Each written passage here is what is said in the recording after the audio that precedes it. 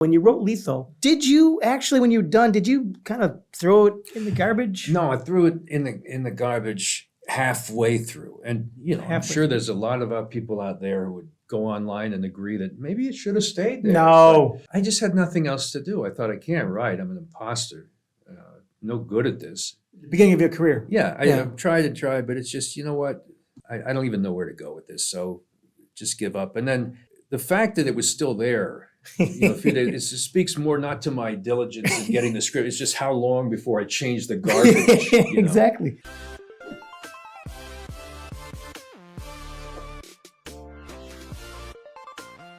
Hey, everybody. Pioneer screenwriter, known for his witty dialogue and clever plot twists. Shane Black is on the pod, everybody. Hold for a round of applause. Here it is. Okay. How you doing, man? Thank you very much for being on the pod.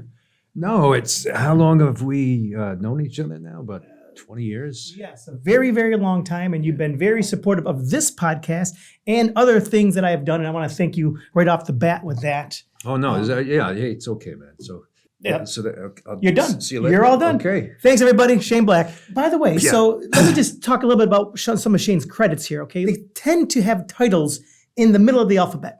They go from like I to N. You notice this about yours? I'm going to tell you I didn't. Watch this. I hope you didn't lose sleep. I lost sleep. I, this. Iron Man 3, writer-director. K, Kiss Kiss Bang Bang, writer-director. M, Monster Squad, writer. L, Last Boy Scout, Last Action Hero, Long Kiss Goodnight, Lethal Weapon 1, Lethal Weapon 2, and The Nice Guys, writer-director. Everything in there. There's got to be one you missed. Yeah, well, J was Joe Dick. You have grateful acknowledgement on my movie. But yes, those are just a few of your movies. You have other movies, obviously. You have Predator. You have a lot of other movies you've done. But no, but you're right. You stick in that middle for some reason. I don't know what it is. Like you're stuck right there. Well, there's Monster Squad, too. That's what I said, Monster Squad. Well, I think you went straight to N. Well, I think I did M. I think Monster Squad before I did L. I messed up. Oh. But it doesn't matter. I threw N. It's right there. It's like that sweet spot. And that's not conscious. I wasn't aware that there was any kind of underlying order to that. Well, but yeah. I'm happy to take upon myself the idea that was all brewing, because I think so much of what you do without thinking about it. Someone says, in your story here, it's this character's named Forrest and this character's name's Dell. And you go, no, I didn't do that on purpose. And you go, maybe I did do that on purpose. See, I think you did. Because the subconscious. Yes, is at I work. think your next flick, if I'm correct with everything, would be called The Nice, Long Last, Lethal, Iron Kiss Goodnight Scout. Okay, follow me here. It's a buddy dog cop movie about two unlikely breeds that are forced to work together to find out who's been pooping in their backyard. Wait. No, because you can't say that on the podcast, because normally we would talk and you'd say that and I would just steal that outright. But now it's on record and I can't do it. Yeah, you can. It's like one dog has amnesia, right? The other one is like reckless and suicidal. And their boss is like, the captain's like a cantankerous old cat who's like, keeps saying, I'm too old for this shit. And he licks himself. All right, maybe it's not a movie there, but it's an idea I have for the future. Speaking of ideas for the future, I mean, how are things? How's the podcast going? It's going very well, except right now, Ekaterina, I should say Kat, she's dealing with Instagram deleted her 1.1 million person account, her followers, they deleted it. And she can't get it. So now she's dealing with all that stuff right now. So that's why she's not here today. If not, she would be there. Why would they delete that? I don't know. I don't know. And sometimes I know people who go through this every once in a while, but usually gets reinstated within like a few days. But this has been like 5-6 days now. So it's who do you call? You can't call Ghostbusters. But speaking of, I want to start with Iron Man 3 because it's one of the biggest movies. Tell me something about that movie that nobody knows. You haven't told anybody on anything at all. It could be about directing. It could be about writing. It could be about Downey. There was at one point a car chase that got cut for budget. Where he's wearing his iron boot because he doesn't have his whole suit. It got trapped, but a couple pieces got away. So he's got his iron boot on. And there's a scene through the downtown Miami where he's sort of driving and the cops are chasing him, smashes his foot through the floor of the car and uses the propulsor in his boot to pop the car up into the air and over another car. Sounds great. Let's say. Yeah. Yeah. And they said, look, we got a lot of action in the movie. We got a lot. It's a lot of action in this action movie. In retrospect, it's probably right that we just kept it tight and kept it moving as opposed to, because the problem with an action scene in a movie is if you can lift it and nothing changes. No matter how exciting or interesting visually a scene is, there's usually a problem if the action scenes are interchangeable, meaning, oh, we could take the boats, we could always do the boat sequence here and then move the other one onto the bus here. If that's the case, or if you could just lift one wholesale out of the movie and have it still make sense, it probably means you're stopping the story and the character, say, and now the action. And then, and now we go back to our character and story. Interesting. So yeah, it's not a good sign. Was that one of the hardest scenes to direct? What was the hardest scene? Was it from Iron Man 3? Was it from another movie? What was the hardest scene that you ever had to direct? The hardest things are always when you're stitching something together. Oh. If you get to do it all in one place. But the problem is if, the stairs here lead up to a door and then you go through the door, but the place you enter is actually 50 miles away in another place entirely.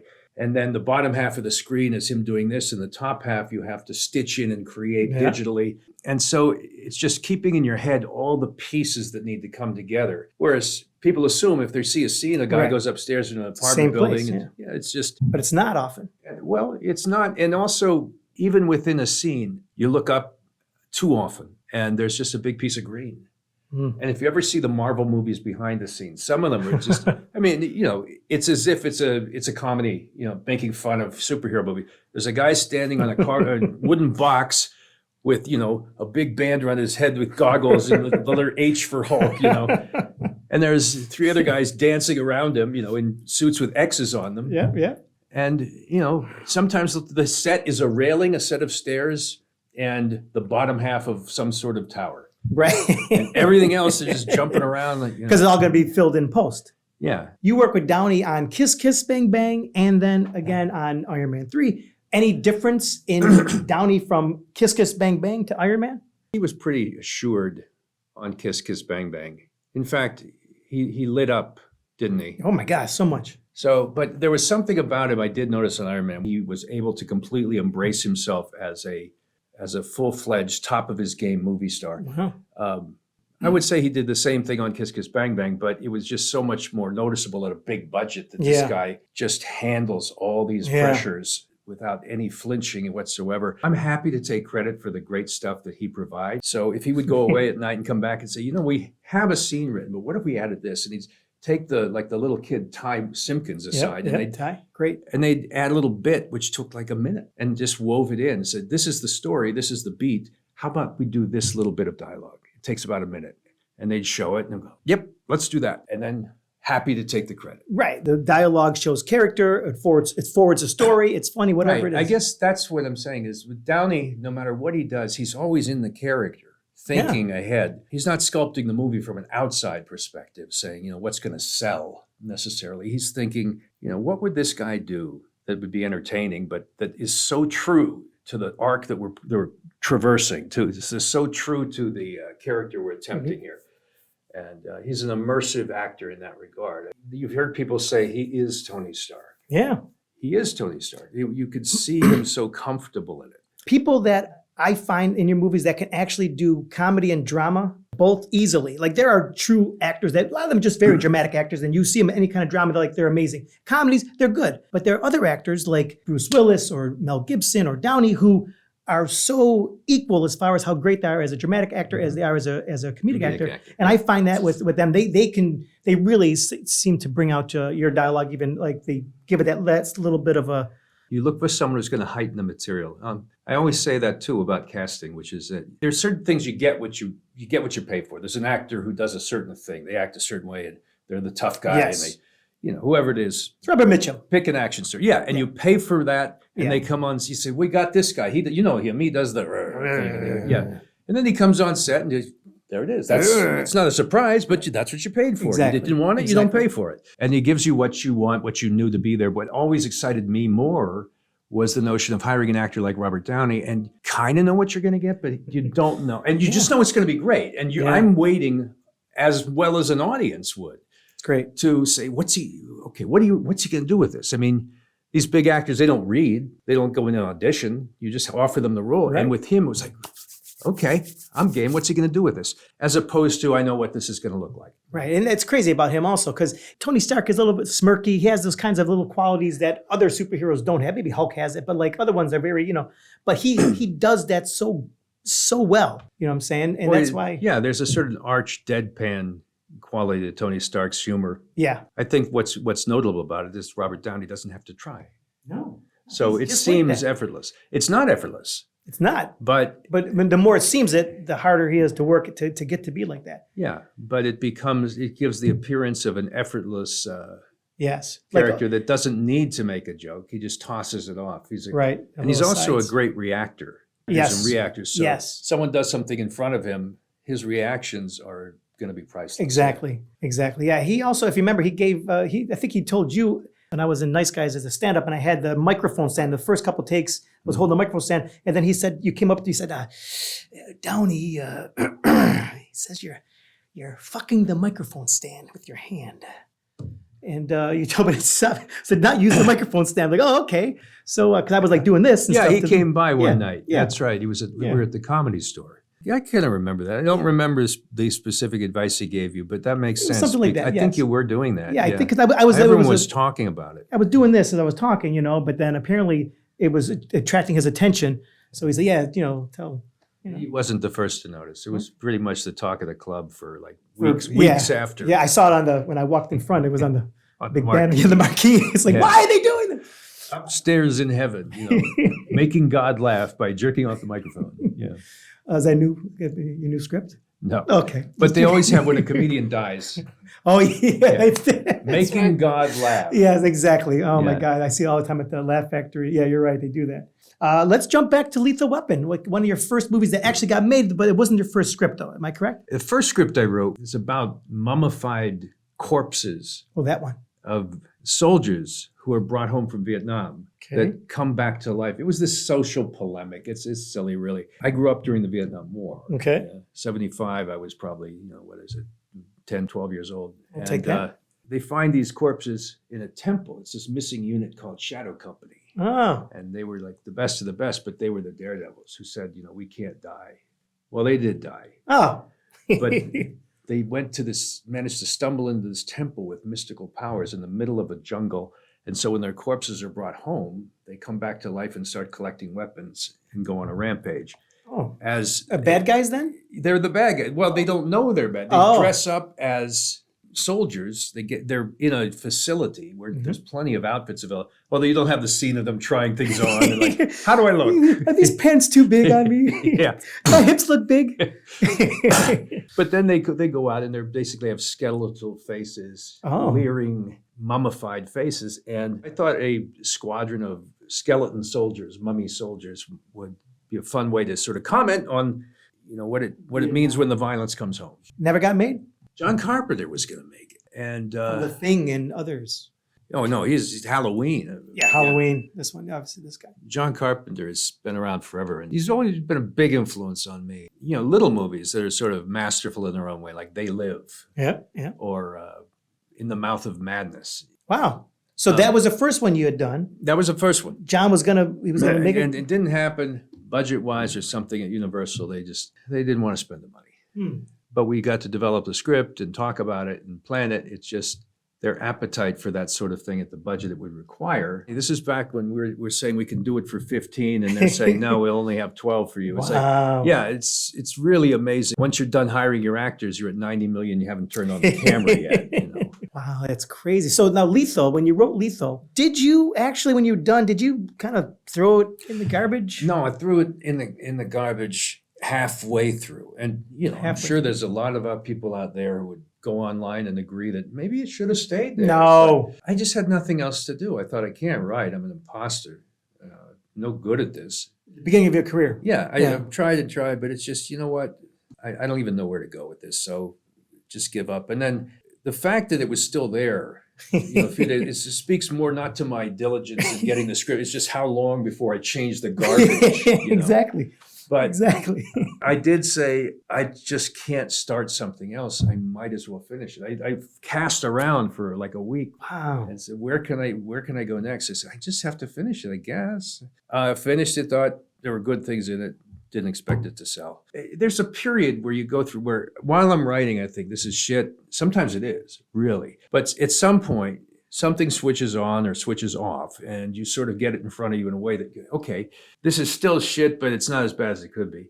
something strange happens. You sell it, they start to talk about making it, they want to cut a scene, you go, no, that's good, that has to stay. Wait, I thought it was shit about a month ago. Right. I reconsidered, that has to stay. And did you do rewrites after it was sold? we had to accommodate certain, the budget of the first one was over the top, and the action was way big. I mean, I think what we got to eventually, the action's still big, but it felt grounded, and the other was a kitchen sink.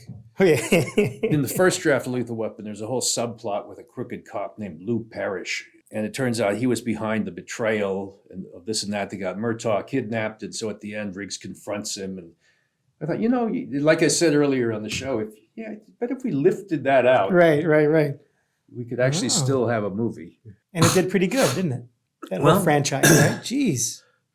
It was a credit in every way to the late director, Richard Donner. Richard Donner, yeah. Who saw it not as just a sort of French Connection style doom and gloom piece, but saw it, there's a little potential in there for this mixture, this tonal mixture of lightheartedness and sort of warmth, and a sense of redemption, coupled with the grittier scenes, which he didn't compromise too much, which I liked. The scene where they kidnapped the poor man's daughter and they're going to kill her, the stakes are so high, and they didn't really sugarcoat that. And it didn't feel uneven in tone either, the way he was able to do the whole movie. He actually made a genre picture that held together and became, I think, a template for 3 more movies. It did, actually. Yeah. Which I think went too far. Really? I think they broke the balance and went into the comedy direction. They started doing that. Joe Pesci on the show, and they started. Motherfucker!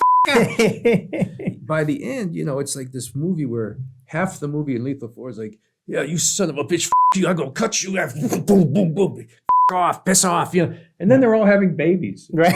So it's like, oh, look, she's having a baby. You motherfucker, it's like, what is going on? It's the kind-heartedest bloodfest you've ever seen. Did you actually kill off Mel Gibson's character in the first one? Did you try to kill him off? No, in the second one. In the second one, you tried to kill him. And then the studio was because see, to me, sequels are problematic because you want the audience to believe, well, of course there's more story to tell. But if you're good at what you purport to do, then you've already brought them to that.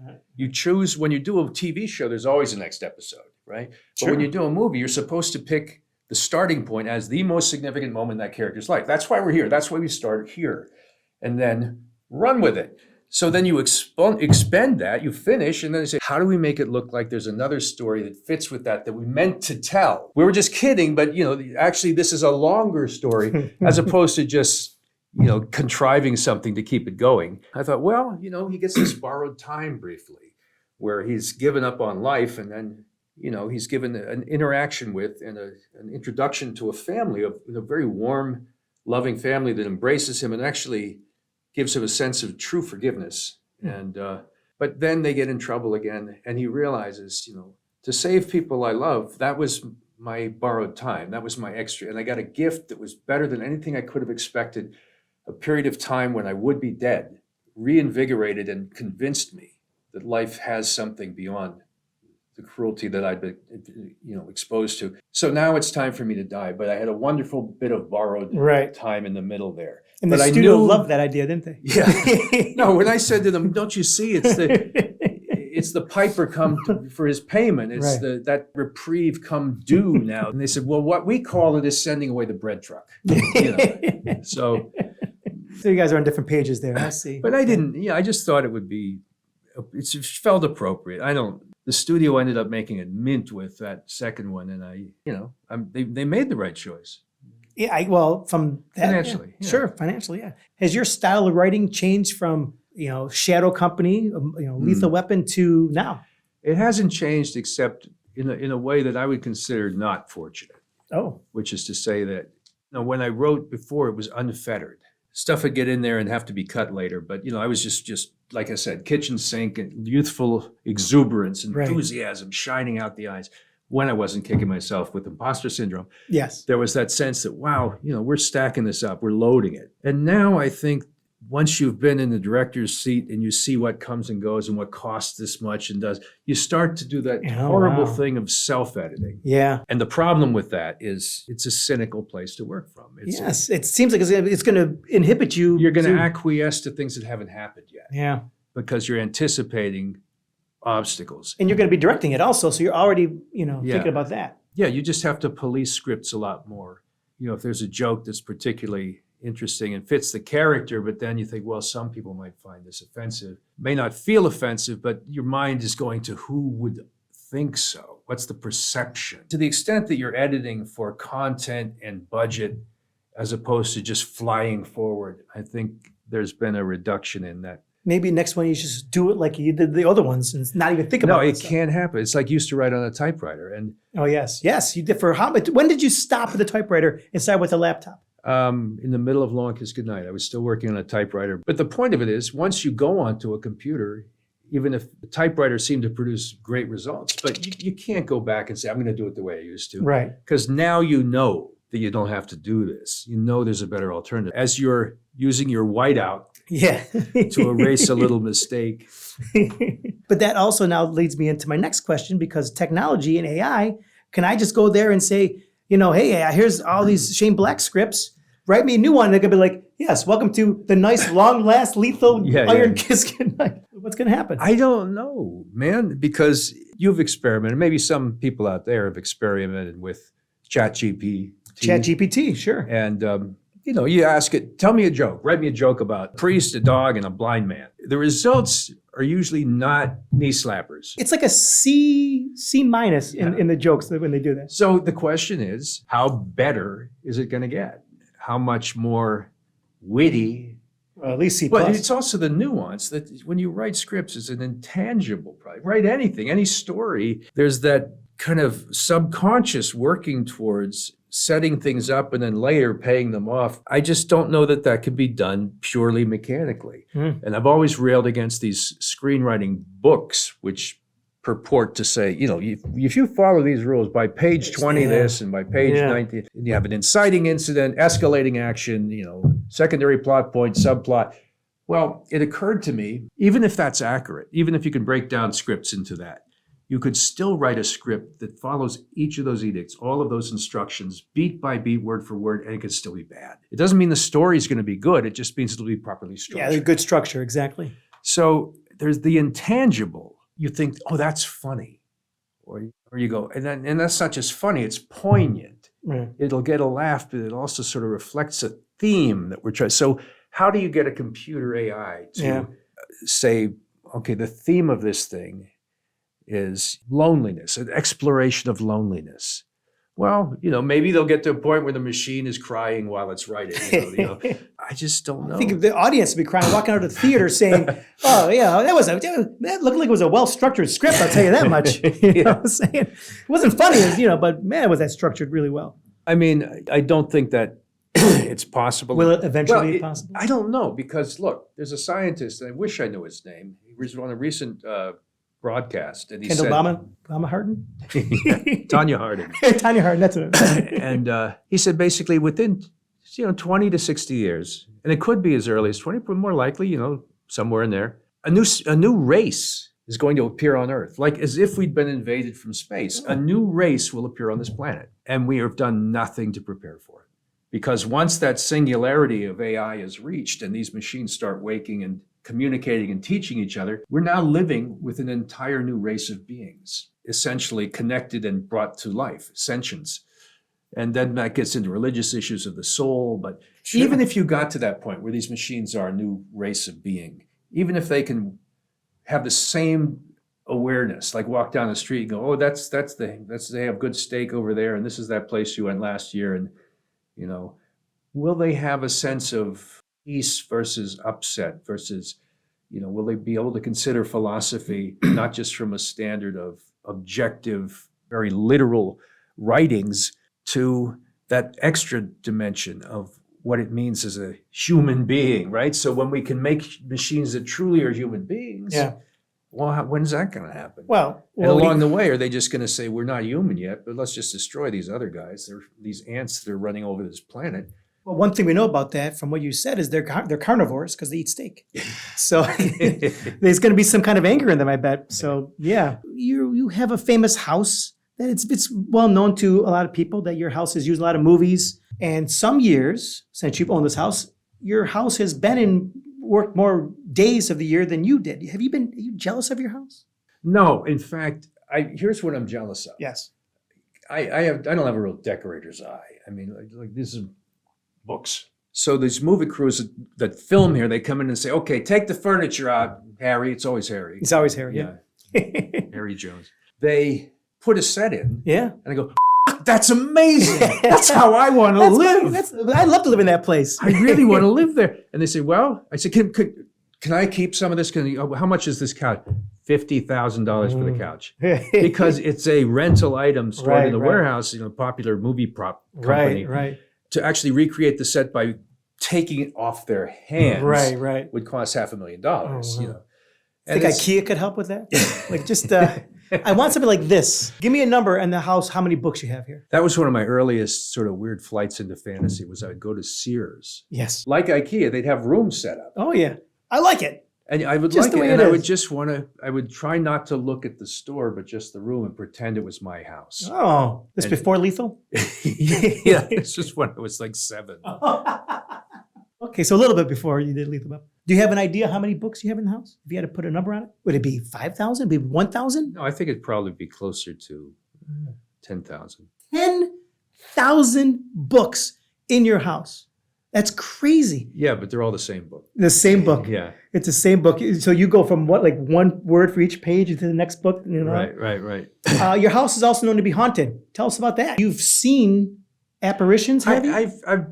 I've seen something. Okay, something. But it's not been so convincing that afterwards I couldn't have someone talk me out of it. Okay. Like I said, well, maybe it was a trick of my eye. I saw someone walk by the window, some woman, and I turned to my friend and said, oh, look. Who is that? Someone's here. Oh, I bet it's so-and-so's girlfriend. Right. Of course, then we go inside, the house is empty. Yes. It wasn't so-and-so's girlfriend. And I saw enough of it and registered enough to turn to the person I was with and say, oh, look, who was that? Wow. So if you do that, it could be a trick of the eye, but it wasn't a passing trick of the eye. It was just my mind clenched on with certainty the idea that there is someone here. Yes. I just saw them. With your own eye. Well, that's and more than other once. people. Well, there was this British couple that came over one time. It was really obnoxious. I have a third floor, like an attic, that I use as a rec area. And they walked upstairs, and at one point I saw the woman, the wife, scowling. I said, "What's it?" She goes, "Oh, I don't like it here." I said, I feel so many things, so many energies, so many presences. Yeah. And I said, "Well, yeah, but the ghost can't hurt you, right? I mean, it's probably a ghost that will just go away, or it's a happy ghost." Benevolent. And she says, no, it feels very malevolent here. I'm like, fuck you, lady. You get to go home. Yeah, exactly. Thanks for leaving that here. Yeah. Come to someone's house. You know what? This is a dangerous place. I bet there's spirits here that want to kill you. Yeah, exactly. They're certainly going to screw with your head and ruin your work. Hearing it from a British accent also when they tell you, it I also makes it scarier. can't do the British accent. But I mean, just you hearing it from the other woman. Yeah, because you assign to them a level of scholarship with regard to anything, including ghost knowledge. No matter what it is, they have that. They just sound that way. That's right. Was there another name for Lethal Weapon when you first wrote it? I flirted with a number of titles. Originally I called it Street Lethal. Oh. Which was a term for a weapon that's been converted on the street. And I thought, that doesn't make any real sense. The word lethal. Yes, I got to keep it, no matter what. I considered other words. Right. Other letters. Other L's? No, come on. I mean, I think it's being the L, but...